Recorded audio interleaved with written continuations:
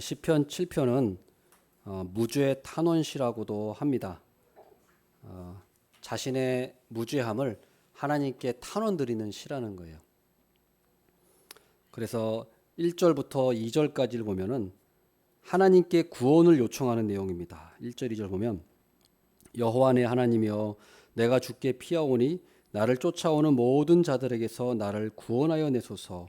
건져낼 자가 없으면 그들이 사자같이 나를 찢고 뜯을까 하나이다.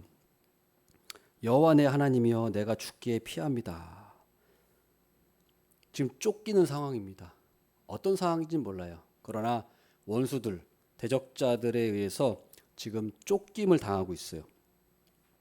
그래서 하나님께 도와달라고, 하나님 구원해 주시옵소서, 나를 건져 주시옵소서 하고 하나님께 구원을 요청하고 있어요. 그러면서 2절에 보면은 사자같이 나를 찢고 뜯을까 하나이다 하면서 사자에 비유하고 있습니다. 동물의 왕국 같은 걸 보면은 어떻습니까? 사자가 들소나 버팔로 같은 그런 짐승들을 잡아먹을 때 보면은 굉장히 그 한번 발톱으로 탁 찍으면은 절대 안 놓죠. 막 그 얼룩말 막 살이 찢어져도 그 발톱으로 자꾸 안 놓고 있습니다. 그리고 목덜미를 한번 물면은 온 힘을 다해서 그냥 숨통이 끊어질 때까지 확 물고 있어요. 얼마나 맹렬하게 그 짐승들을 먹이를 그렇게 쟁취하는지 모릅니다. 그런데 이 시인은 마치 그 대적들이 그 사자처럼 자기를 쫓고 있다. 그 맹렬함을 얘기하는 거예요. 다윗이 아무리 전쟁에서 용사고 전략가고 하더라도 생각해 보십시오. 수백 명, 수천 명이 다윗을 쫓아오는데 그걸 어떻게 피할 수가 있겠습니까? 그러니까 하나님이 사실 다윗을 지켜주셨지 다윗이 개인의 능력으로 사울을 피한 게 아닙니다. 그 사무엘서도 보면은 하나님께서 사울에게 깊은 잠이 들게 하셨다고 하거든요. 그런 내용이 나와요. 그러니까 사실은 수천 명이 찾으면 왜 못 찾겠습니까? 벌떼같이 찾으면 찾죠. 그러나 하나님께서 그때그때마다 다윗을 지켜주신 거예요. 하나님이 지켜주신 거예요. 왜? 다윗이 하나님께 피했으니까. 다윗은 하나님을 믿었습니다. 하나님을 신뢰했어요. 하나님께 피하는 자를 우리 하나님은 반드시 돌보십니다. 하나님께 피하면은 하나님이 반드시 지켜주십니다. 그래서 다윗은 이 시는 다윗이 썼습니다. 그래서 이 다윗이 오직 쫓길 때 주님만이 나를 지켜주신다. 주님만이 나를 지켜주신다는 그런 믿음이 있었어요.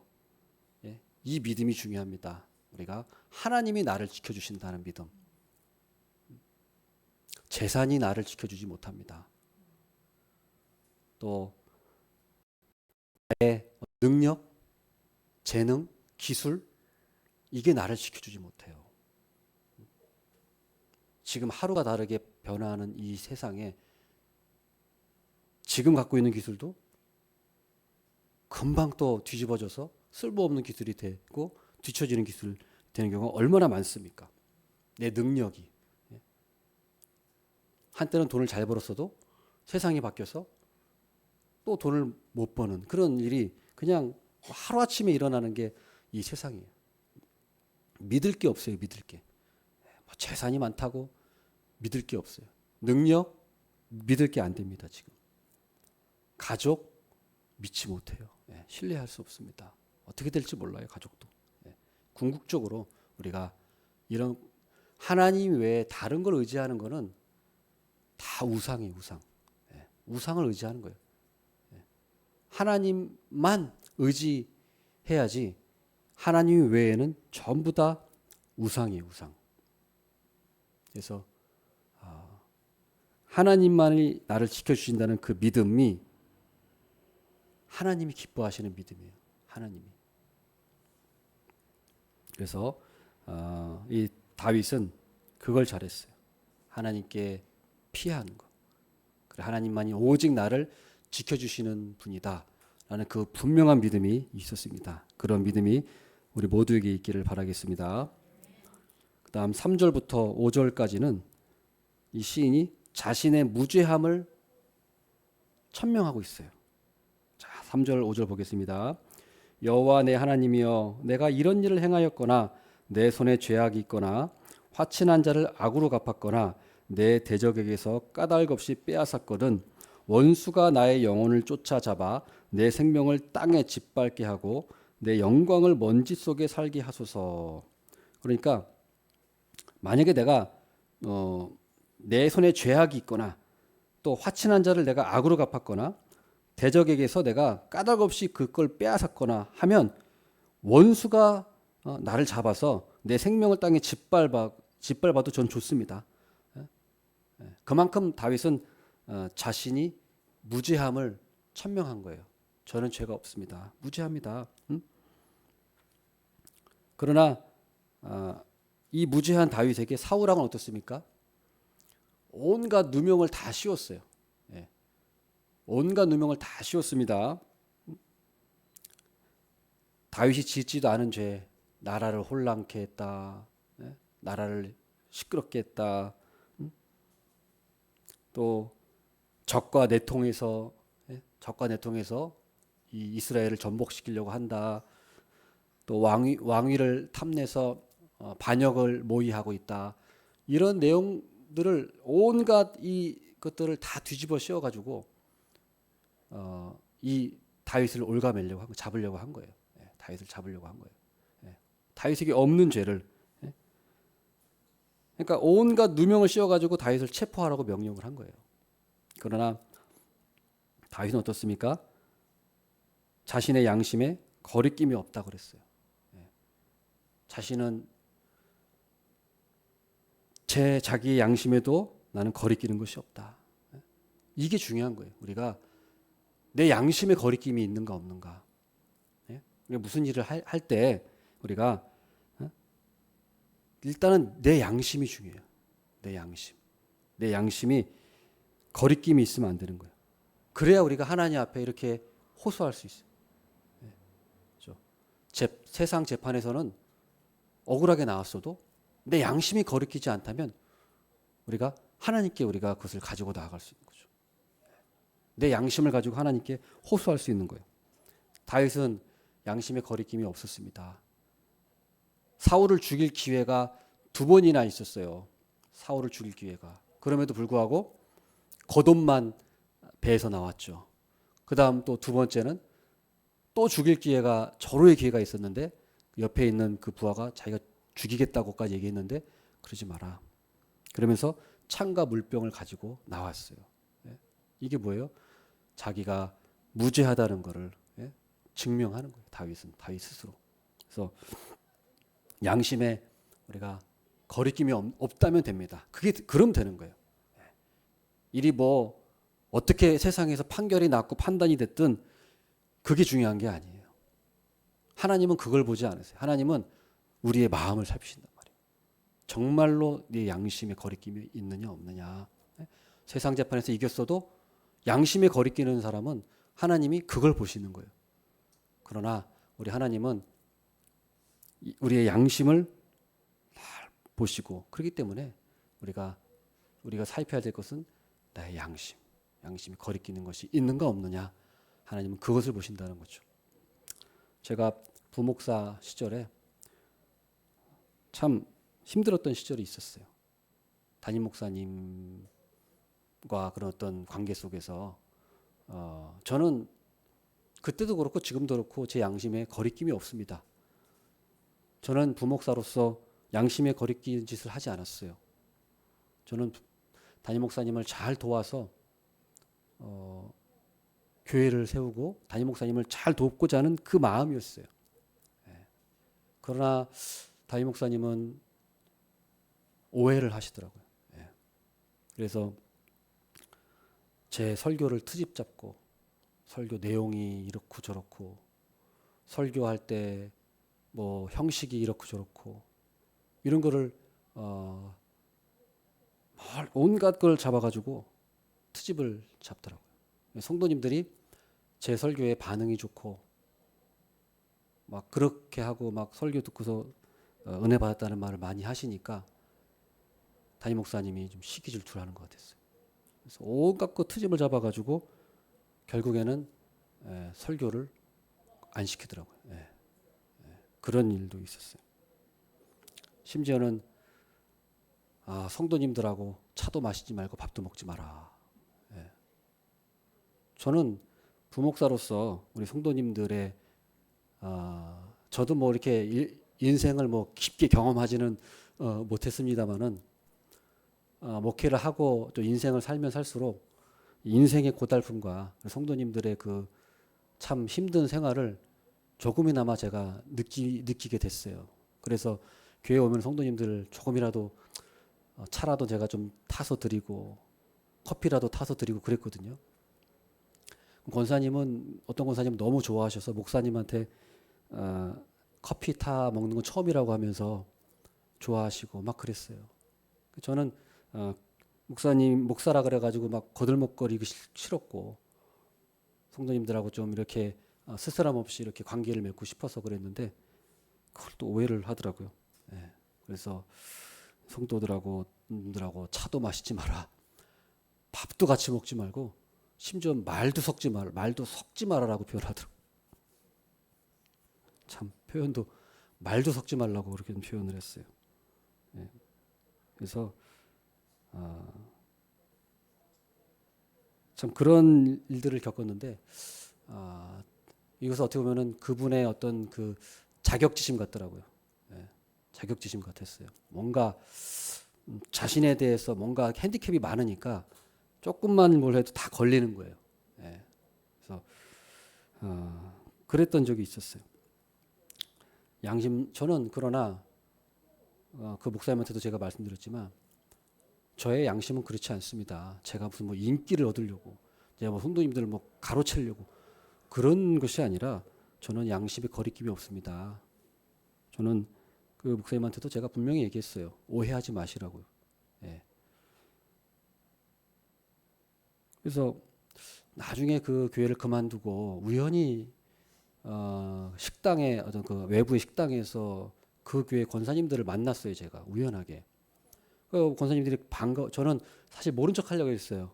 모른 척 하려고 했는데 그 피했는데 권사님들 저를 알아보셔가지고 이게 김은영 목사님 아니냐고 하면서 같이 밥 먹고 같이 밑에서 차 마시자고 해가지고 차를 사주신다 그래서 차를 마셨는데 그 권사님들이 교회 분위기가 너무 안 좋다고, 교회가 지금 너무 차갑고 냉랭하게 됐다고 막 그렇게 한탄을 하시면서, 권사님 한두 명이 아니라 그 열심히 하셨던 권사님들이거든요.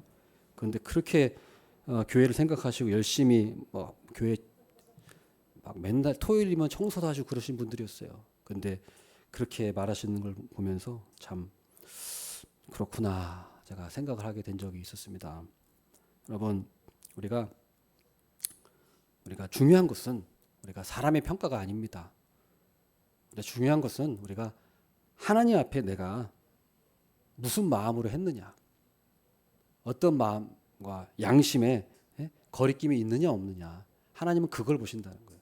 그래서 9절 말씀 보십시오. 9절 말씀 한번 읽어보겠습니다. 9절. 자, 시작.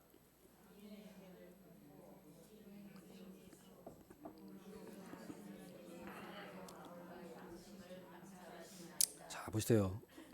하나님이 사람의 마음과 양심을 감찰하시나이다. 우리 이걸 믿어야 돼요. 이거를. 이게 마음과 양심이 있는 사람이 돼야 돼요. 그래야 누가 보든지 안 보든지 늘 우리가 마음과 양심이 거리낌이 없는 사람이 되는 것, 참 이것이 중요합니다. 이게 우리 신앙인의 가장 중요한 것 중에 하나예요. 누가 보든지 안 보든지 늘 내가 맡은 일에 최선을 다해서 열심히 하는 그런 마음, 그것을 하나님께서 분명히 보시는 줄 꼭 믿으시기를 바라겠습니다. 그 다음에 이제 11절부터 13절까지는 매일 분노하시는 하나님이시다, 이걸 말씀하고 있어요. 11절부터 13절 한번 보겠습니다. 하나님은 의로우신 재판장이시며 매일 분노하시는 하나님이시로다. 참 표현이 어떻게 보면 좀 재밌어요. 매일 분노하시는 하나님이시다. 그런데 이것은 단순히 재미있는 표현이 아니라 이것은 하나님의 영감된 말씀으로 다윗이 하나님에 대해서 우리에게 알려주는 거예요. 이것은 그냥 다윗이 감성적으로 이렇게 표현한 게 아닙니다. 그런 거는 그냥 일반적인 어떤 시면 그러겠죠. 그러나 이것은 성경 말씀이에요. 하나님께서 다윗을 통해서 하나님의 속성을 우리에게 계시해 주시고 있는 거예요. 이건 계시라는 거죠.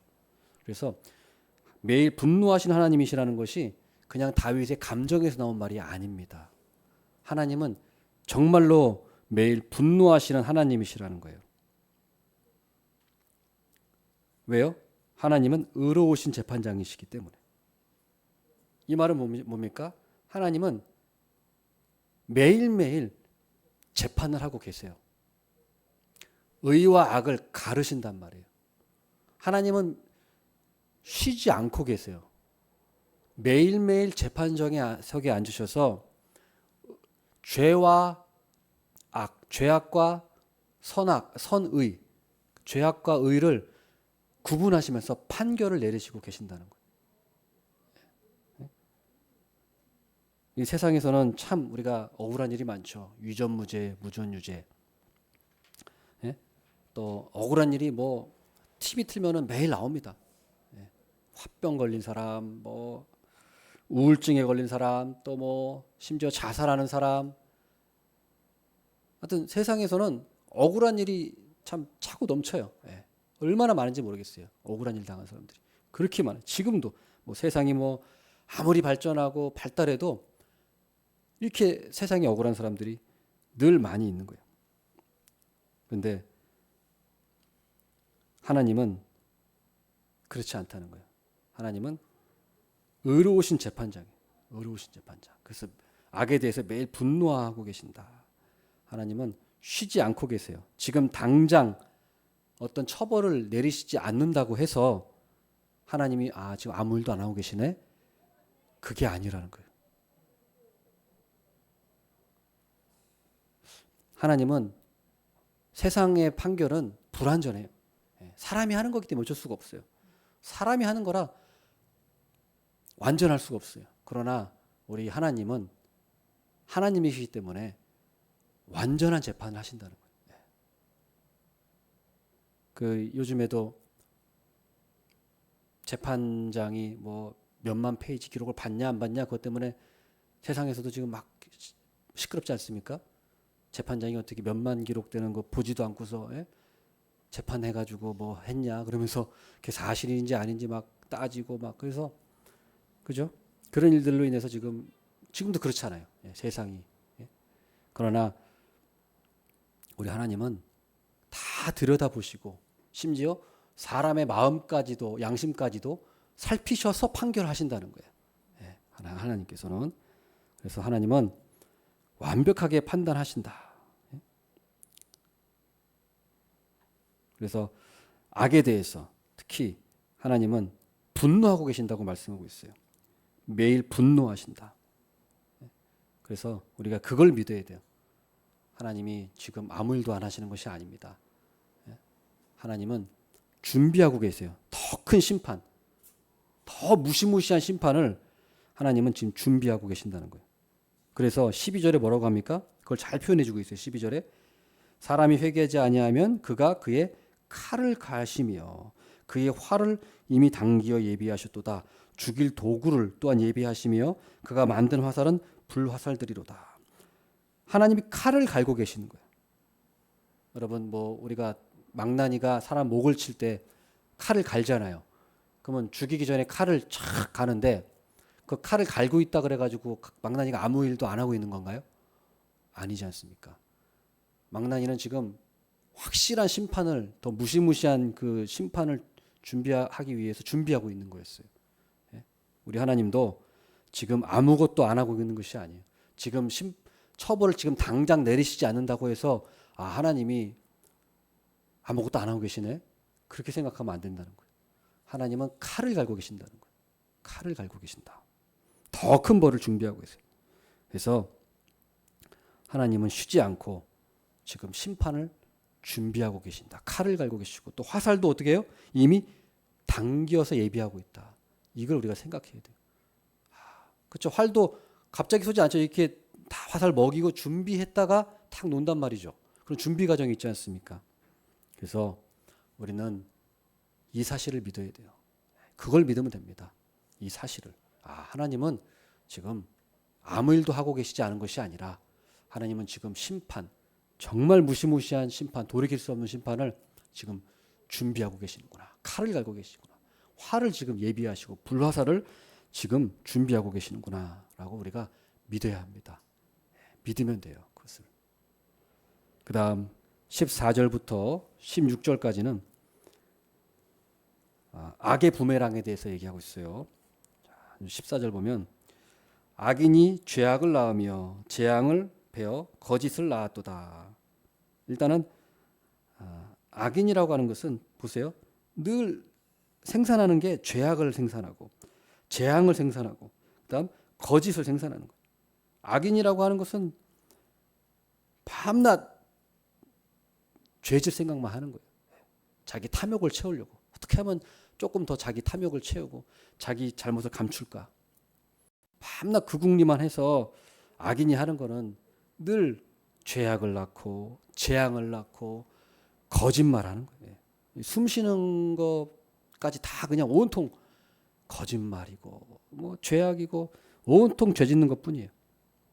조폭들 보십시오. 조폭들 뭐 거기서 선한 게 나올 게 있겠습니까? 밤낮 돈 뜯고 사기치고 폭력 쓰고 퇴폐문에 즐기고 쾌락하고 조폭들하고 어울려봤자 좋을 게 뭐가 있어요? 뭐 선한 게 있습니까? 그저 청소년들 데리고 와가지고 그냥 술 사주고 밥 사주고 해가지고 자기 편 끌어들여가지고 이용했다가 이용 가치 없어지면 또 버리고 뭐 밤낮 그런 거 하는 거잖아요.